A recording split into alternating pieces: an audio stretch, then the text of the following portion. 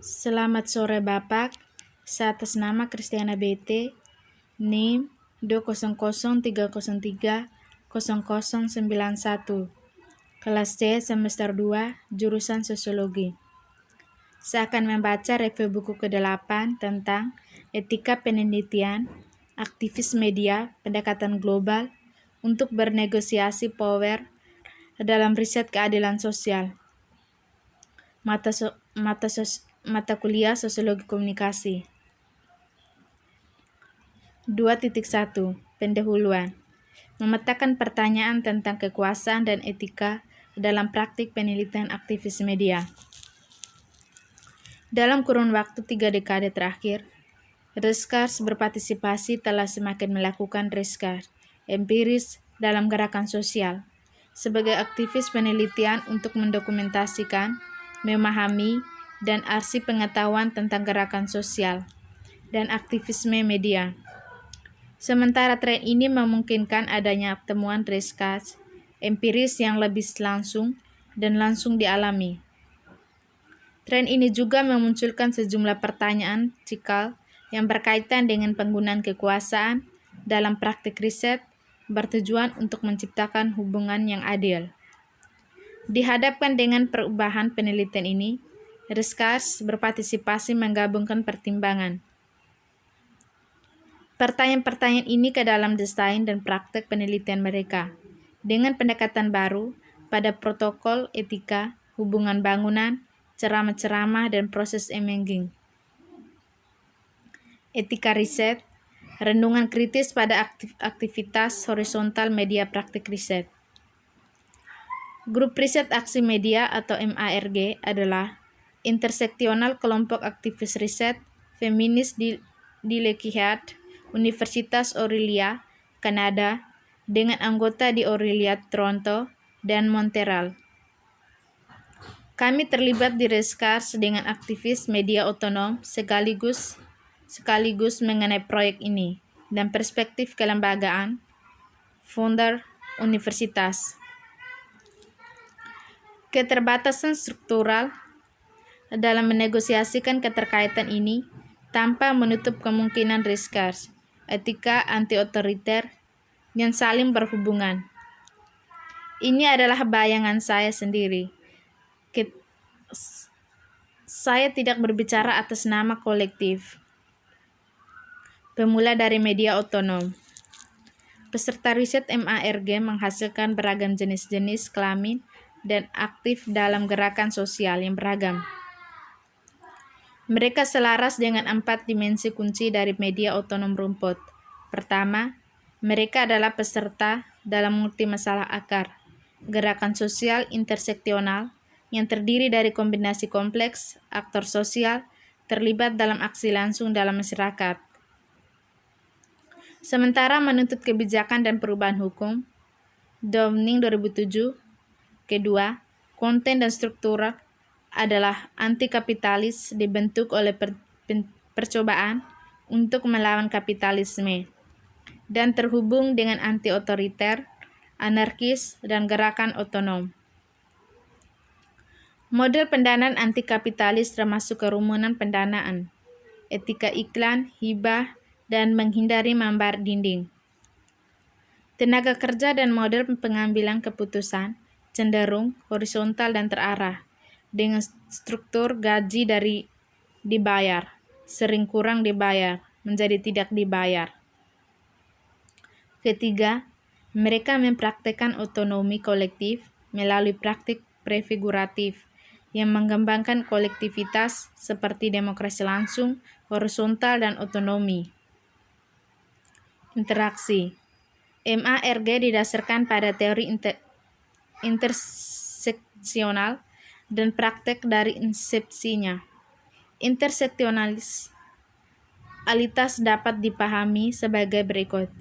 Ketika menyangkut kesenjangan sosial, kehidupan masyarakat, dan organisasi kekuasaan dalam masyarakat yang diberikan lebih dipahami sebagai dibentuk bukan oleh suatu sumbu dari pembagian sosial, baik itu ras atau jenis kelamin atau golongan, tetapi oleh banyak kapak yang bekerja sama dan memengaruhi lainnya. Collins dan Bilge, menekankan pentingnya keahlian individu untuk diskriminasi dan penguncilan, dan struktur sistemik penindasan dan dominasi. Peserta penelitian bekerja dari perspektif interseksional di seluruh matriks rumit kapak saling penindasan dan hak istimewa. Misalnya, masyarakat kulit hitam peduli terhadap rasisme anti kulit hitam ketika mempertimbangkan LGBTO, kekerasan polisi, kesehatan mental, penahanan, dan isu-isu lainnya dalam konteks rasisme. Jalankan ulang praktis. Research kami berlangsung dalam 3 tahap. Catchpiece, building lanjutan pada keluaran sebelumnya. Tahap pertama, percampuran media radikal. Pada 2014 sampai 2015, peserta yang sesuai dengan kriteria kami diundang untuk menghindari 6 media radikal di seluruh Kanada. Ini adalah apa yang disebut oleh Riskar sebagai kelompok fokus. Namun, mereka difasilitasi dalam format lokal karya, aktivis partisialis, dengan makanan, transportasi, dan perawatan anak yang disediakan. Pertanyaan diskusi berfokus pada keberhasilan dan tantangan saat ini.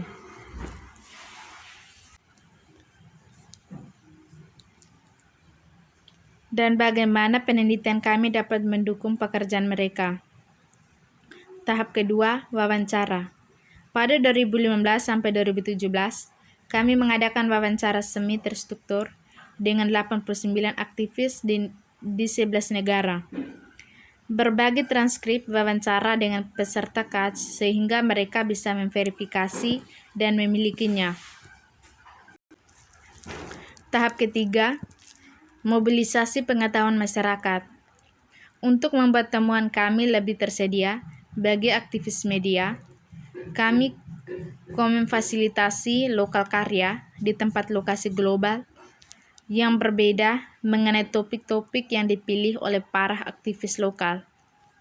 Dari temuan penelitian kami, kebanyakan memilih topik yang berkaitan dengan pengembangan sumber daya materi dan non-material. Kami bekerja dengan dan membayar honor untuk seorang aktivis lokal untuk mempersiapkan, mengkoorganisasi, dan memfasilitasi lokal karya untuk menjadikannya relevan dalam konteks lokal. Berurusan dengan dilema etis pada aktivis Research di media pergerakan sosial. Dalam bab ini, kita merenungkan tantangan-tantangan yang telah kita hadapi selama kita hidup. Proses penelitian etnografis mempelajari media pergerakan sosial di antara penduduk desa dan berpenghasilan rendah di kota Brazil. Renungan kita didasarkan pada rekaan yang kita masing-masing lakukan independen untuk disertai doktor kita, di mana kita menjelajahi intersections antara penggunaan media dan mobilisasi politik antara subal diternakan di Brazil. Penelitian ini mengungkapkan bahwa di antara gerakan militan ada tingkat refleksif yang tinggi mengenai hubungan antara teknologi media dan proses komunikasi, baik dalam gerakan itu sendiri maupun luar kepada masyarakat yang lebih luas. Hasilnya adalah keberagaman terhadap penggunaan platform kerja sosial seperti Facebook dan Twitter. Sebaliknya, selama 3 dekade kegiatannya, gerakan itu telah mengarahkan upaya untuk membangun jaringan komunikasi dalam organisasi. Tantangan untuk penelitian gerakan sosial dalam konteks kesenjangan MST di Brazil. Gerakan Pekerja Tak Bertanah MST Baka secara resmi diciptakan pada tahun 1984 di negara bagian Parana, Brazil, Morisawa 2001. Salah satu instrumen utama untuk perjuangan dan sosial tekanan pada pemerintah. Kebangkitan MST merupakan efek agregat dari modernisasi pertanian di Brazil yang membawa serta mekanisme dari banyak kegiatan pertanian dan mengakibatkan eksodus pendesaan dimulai pada tahun 1970-an ketika banyak pekerja pendesaan dipaksa bermigrasi ke pusat-pusat kota. Ini adalah salah satu kontradiksi sentral yang menghasilkan masa kritis petani dan pekerja pendesaan yang menjadi lahan dan mulai berkeliaran di sekitar negara bagian-bagian tanah dan cara untuk melawan agar tetap berada di pedesaan, mendukung mereka melalui pertanian dalam konteks ini. MST diorganisasi secara historis sebagai gerakan sosial, sindikasi dari masyarakat pedesaan, menuntut akses para pekerja pedesaan untuk tanah melalui redistribusi lahan dengan menerapkan reformasi pertanian di seluruh negeri di Brazil. 2.2 Dekolonisasi metodologi dan negosiasi pembelajaran masyarakat.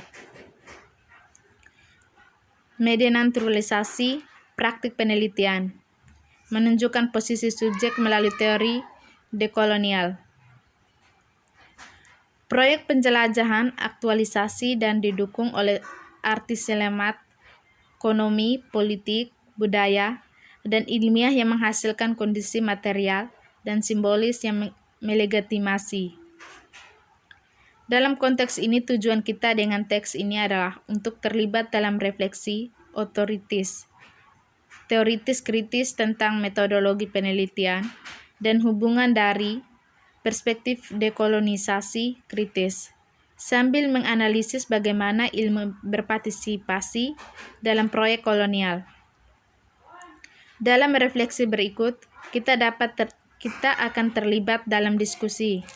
Yang pertama, problem reproduksi akritis praktek penelitian. B. Mengklaim kembali tingkat legitimasi yang sama untuk semua mata pelajaran yang terlibat dalam produksi pengetahuan. Dan C. Permintaan dari reskursis, konstruksi proses metodologis dari dan untuk setiap konteks penelitian. Pendekatan ini tidak merupakan metodologi dekolonisasi, tetapi tantangan untuk mempromosikan praktik dialog kreatif dan partisipatif serta solidaritas di antara semua pihak atau mitra yang terlibat dalam penelitian.